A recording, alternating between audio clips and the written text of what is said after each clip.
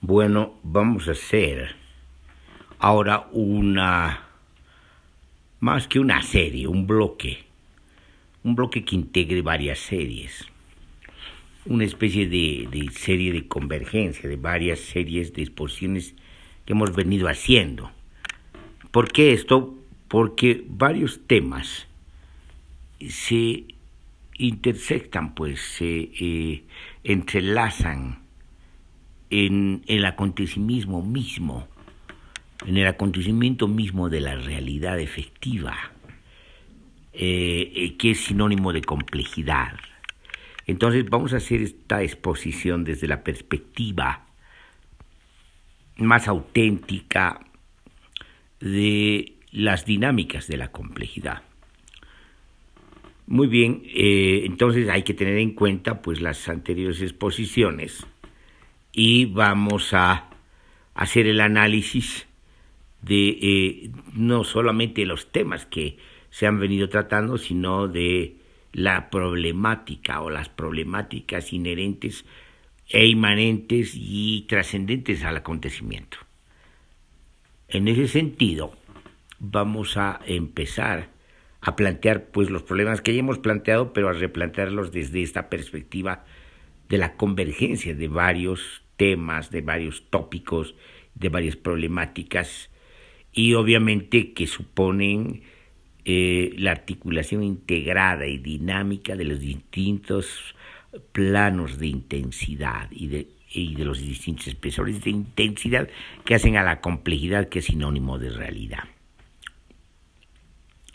Bueno, una de las temáticas y problemáticas que hemos venido tratando es el tema de las ideologías, a partir de la crítica de las ideologías y sobre todo a partir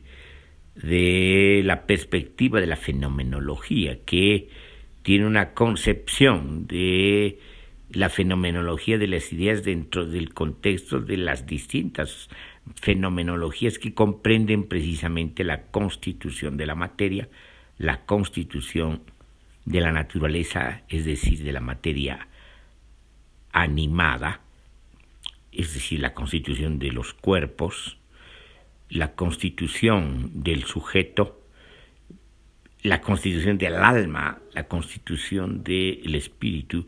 pero todas estas constituciones están dadas de manera inmediata y simultánea, es decir, unas se corresponden a otras y se complementan, todas al mismo tiempo, y ahí juegan un papel importante pues las ideas.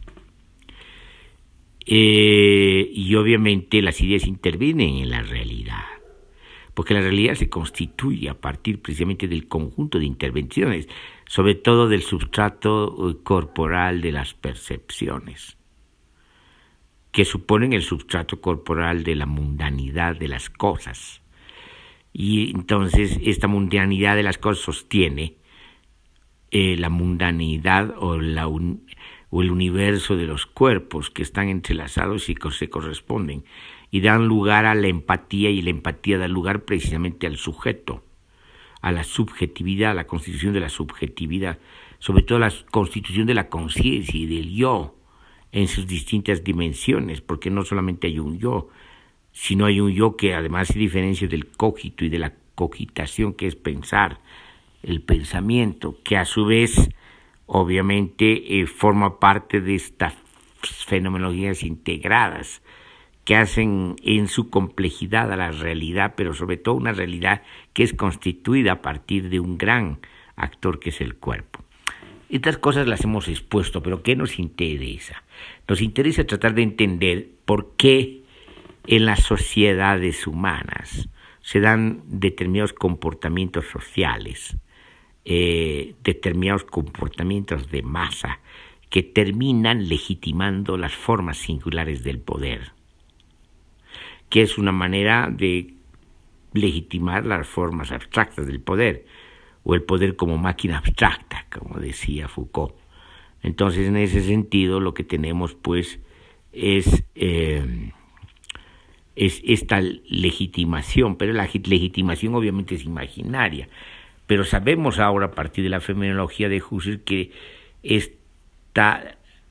dimensión o estas dimensiones dinámicas de lo imaginario están íntimamente involucradas con los entrelazamientos corporales, los entrelazamientos del sujeto, la constitución de las realidades, la constitución del espíritu, que es la cultura, la constitución del alma, que es la comunidad.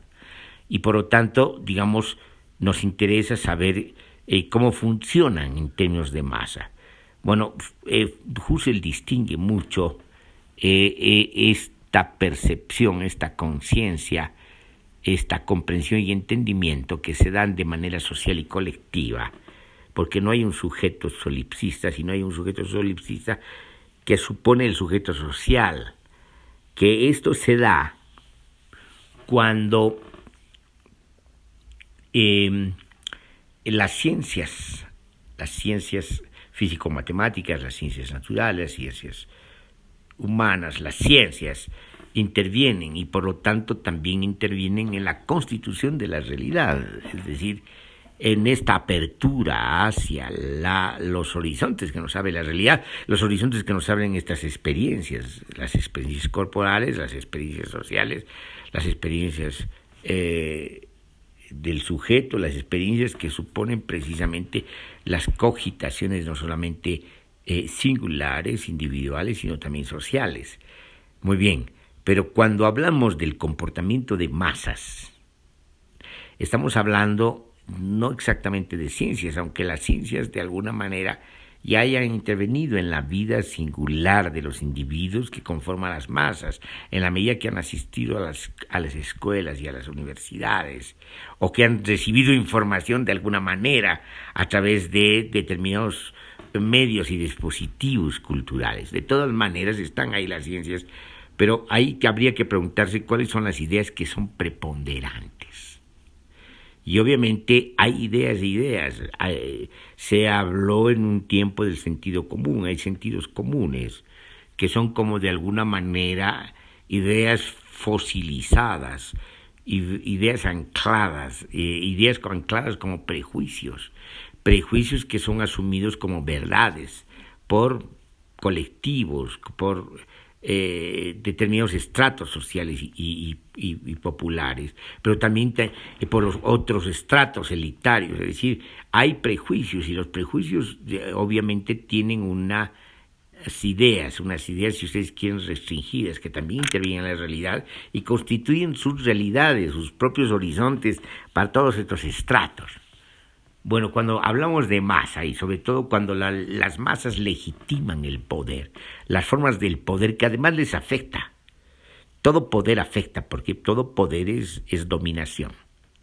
No solamente es, como dice Foucault, también en términos de relaciones de fuerza, donde se ejerce el poder y se ejerce de una manera no ideológica, no en términos de violencia, inclusive llega a decir no en términos de dominación, pero acepta la dominación en la medida que intervienen las instituciones que transforman las relaciones de fuerza en dominaciones. Entonces también hay dominación. Y aquí el tema es ¿por qué las masas aceptan sus propias dominaciones? Es decir, ¿por qué no se liberan? Son la mayoría, son el secreto del poder, porque están delegando su voluntad, están delegando sus fuerzas a los dispositivos que capturan sus fuerzas, que son las instituciones estatales y las instituciones sociales, pero también otro tipo de instituciones que capturan sus inclinaciones electorales, por ejemplo. Entonces, ¿por qué estas masas terminan aceptando sus dominaciones? Esa es una pregunta crucial que ya se hizo Wilhelm Reich en la experiencia dramática de la sociedad europea y obviamente también del mundo, porque fue una primera y una segunda guerra mundial en el mundo. Entonces, ¿por qué aceptan sus propias dominaciones? Es una pregunta importante que Wilhelm Reich se contestaba a partir de la sexoeconomía, es decir, esta articulación, esta perspectiva nueva que es una especie de conjunción entre marxismo y psicoanálisis. se respondía que hay un deseo del amo, para decirlo en términos resumidos. Entonces, pero aquí desde la perspectiva de Husserl tendríamos que decir que hay ideas que precisamente terminan creando las condiciones de posibilidad imaginarias y subjetivas para que se acepten las dominaciones.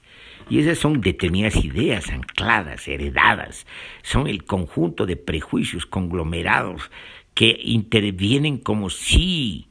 fuesen adecuadas interpretaciones que se hacen de la realidad, pero son interpretaciones que se hacen desde los prejuicios. Y al hacer sobre los prejuicios, obviamente estamos restringiendo nuestra mirada de la realidad, estamos restringiendo al tamaño de nuestros propios prejuicios y al tamaño de las miserias humanas. Y por lo tanto, estamos negando la posibilidad de ver la complejidad, la dinámica de las complejidades de la realidad efectiva. Estamos negando horizontes que se pueden abrir para los sujetos sociales, para los pueblos, para las sociedades, y por lo tanto estamos restringiendo a tal punto que se convierte el mundo en la misma realidad una especie de cárcel, pero a cárcel endulcorada porque es aceptada por las masas. Bueno, y podemos decir que esto no solamente ha ocurrido en el caso extremo del fascismo y del nazismo, y desde el punto de vista de los orígenes del totalitarismo de Hannah Arendt en el estalinismo, sino que también ocurre, digamos, en regímenes que no necesariamente son totalitarios en el sentido extremo, absoluto, total,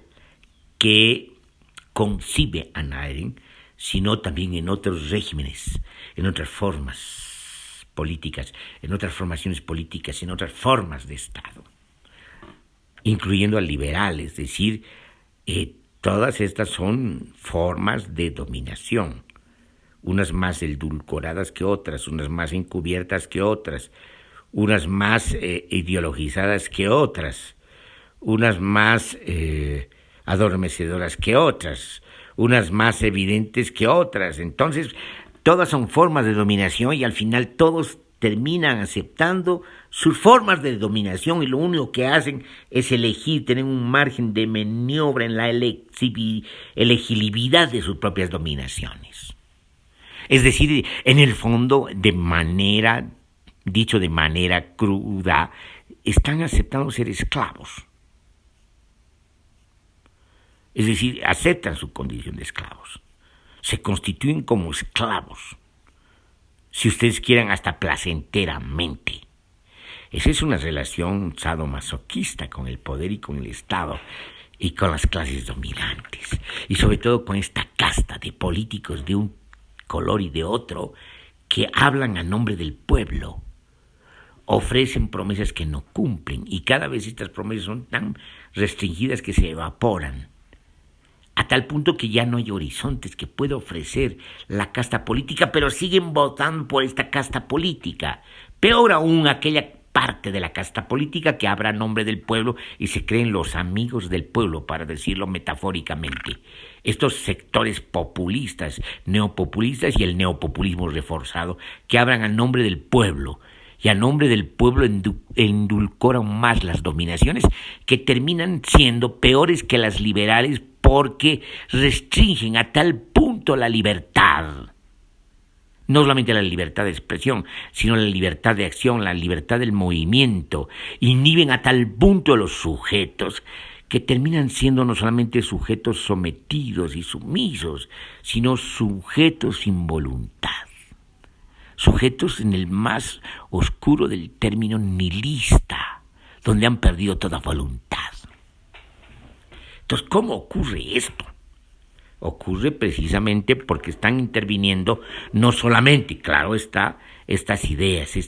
restringidas, estas ideas que son prejuicios y que se están inventando una realidad tan restringida y tan pobre que precisamente la única opción que dan es que tienes que ser un esclavo de un tipo o un esclavo de otro tipo.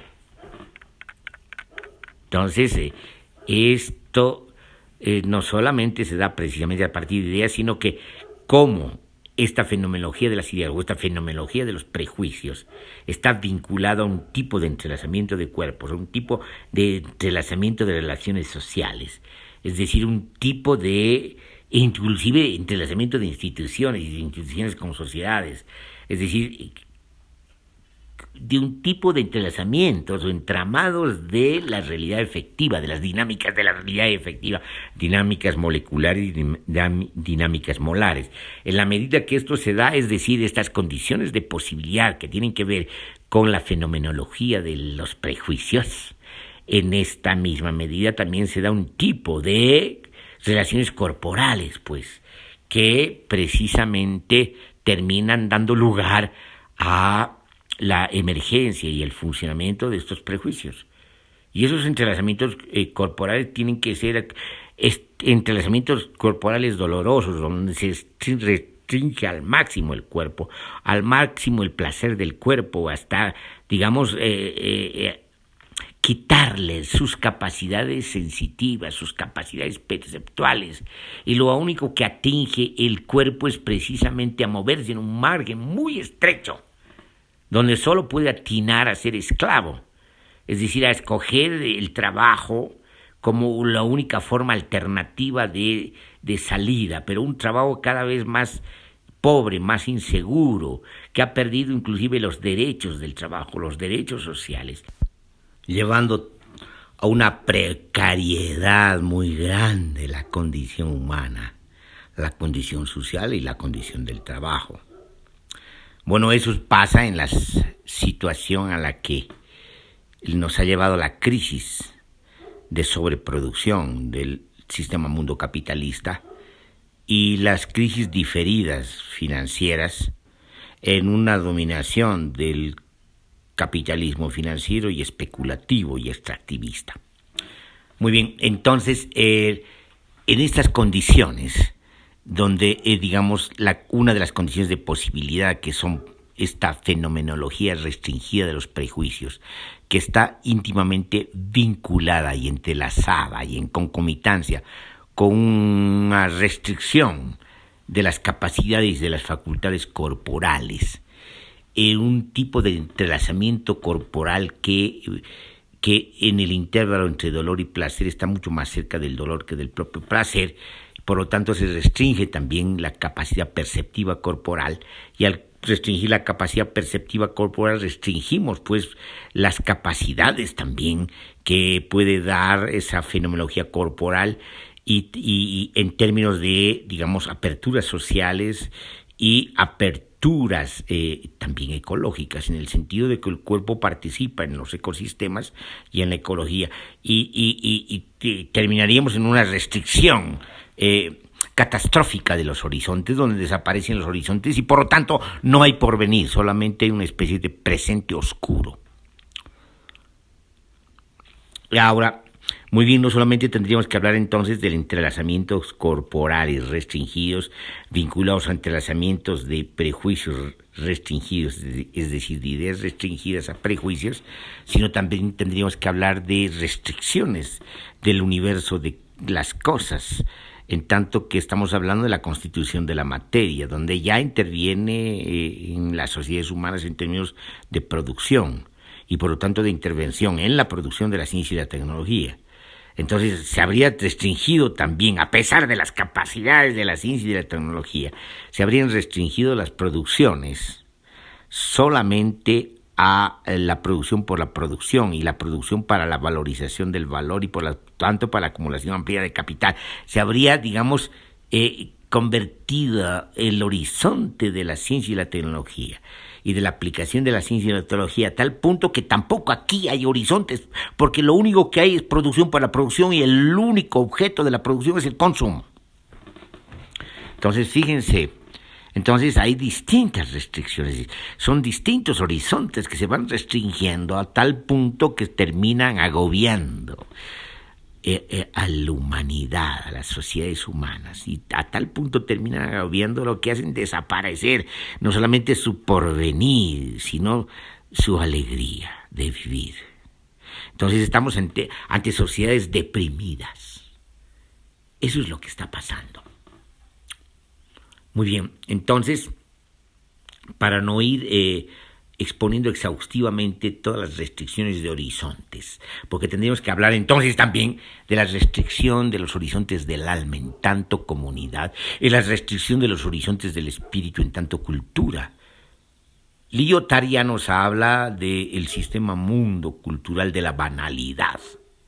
donde desaparece la cultura y es sustituida por una especulación mediática. Ya no hay cultura, hay una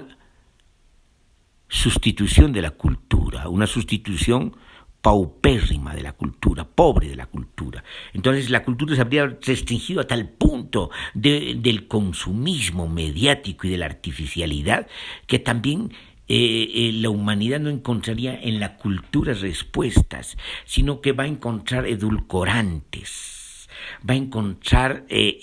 adormecentes, va a encontrar droga, va a encontrar formas para anular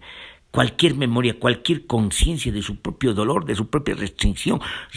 y por lo tanto de su propia muerte en vida. Ese es el porvenir que nos ofrece la sociedad contemporánea, pero también todo el variopinto de la gama de la casta política, desde los liberales hasta los neoliberales, desde los socialistas hasta los neopopulistas y progresistas, y todos reforzados, cada vez más pobres, cada vez con menos discurso, cada vez con menos ideología, cada vez con menos esfuerzo de argumentación y por lo tanto con solo el sonido de la inercia que repite y que hace que dice algo cuando no dice absolutamente nada. Frente a esto es importante, pues, dar apertura a los horizontes, y esa apertura de los horizontes no se da sin una especie de rebelión de los cuerpos, es decir, de ampliar el margen de movimiento de los cuerpos, de entrelazamiento de los cuerpos del lugar de dolor que se encuentra hacia el placer. Y por lo tanto dar lugar a la libertad de las sensaciones, de los sentimientos y de las percepciones, y por lo tanto dar lugar a las capacidades corporales, a la capacidad de la potencia creativa de la vida. Entonces de lo que se trata es hacer esto, y eso se hace precisamente, para decirlo de manera rápida y recurriendo a esos términos ya conocidos, a la rebelión de los cuerpos, a la rebelión de las sensaciones, a la rebelión de las percepciones, que terminan precisamente, porque estamos hablando de fenomenología de la percepción, a la rebelión de las ideas, a la apertura de las ideas, y eso apertura a su vez también la apertura del alma, de la comunidad, la apertura del espíritu, por lo tanto de la cultura, la rebelión cultural, la rebelión del alma, la rebelión de la comunidad, y la rebelión que además va a tener incidencia en el universo de las cosas, y por lo tanto a la apertura a una vinculación entre el universo material de las cosas con el universo material de la materia animada, es decir, de los cuerpos, de la ecología, y en ese sentido a una reinserción otra vez del humano en los ciclos vitales. Y eso implica precisamente volver a una apertura de horizontes. De eso se trata.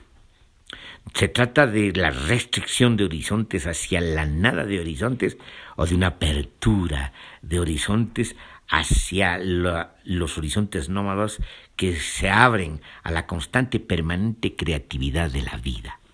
a la estética humana, que se reencuentra con las otras sociedades orgánicas, que se reencuentra con su planeta y se reencuentra con el universo. De eso se trata, ese es el desafío. Y eso no se hace sino a través de rebeliones. Y por lo tanto las rebeliones tienen que conculcar, así como los rebeldes de la Revolución Francesa apedreaban los relojes para que se pare el tiempo, asimismo tenemos que apedrear, deconstruir, dinamitar toda la institucionalidad que forma parte de estos muros, que son los muros que evitan la apertura de horizontes, que son los muros de la cárcel, del panoptismo, de la vigilancia del sistema moderno, del sistema mundo moderno, en su etapa de crisis y clausura crepuscular. Entonces, de lo que se trata precisamente es de abolir todo aquello que es restricción y que corresponde a la restricción, a los anclajes a la fosilización de todo, a tal punto que lo único que estamos creando es en cementerios en vez de crear, digamos, bosques, en vez de crear vida, en vez de abrirnos a la elocuencia de la estética y de la creación vital, que es la capacidad humana y la capacidad sobre todo de comunicarse con los seres orgánicos del planeta, con el planeta y con el universo, con los seres del universo. Entonces, de lo que se trata precisamente es de tomar decisiones, volviendo a ese dilema de la novela de Shakespeare en Hamlet, ser o no ser. Con eso terminaremos nuestra exposición.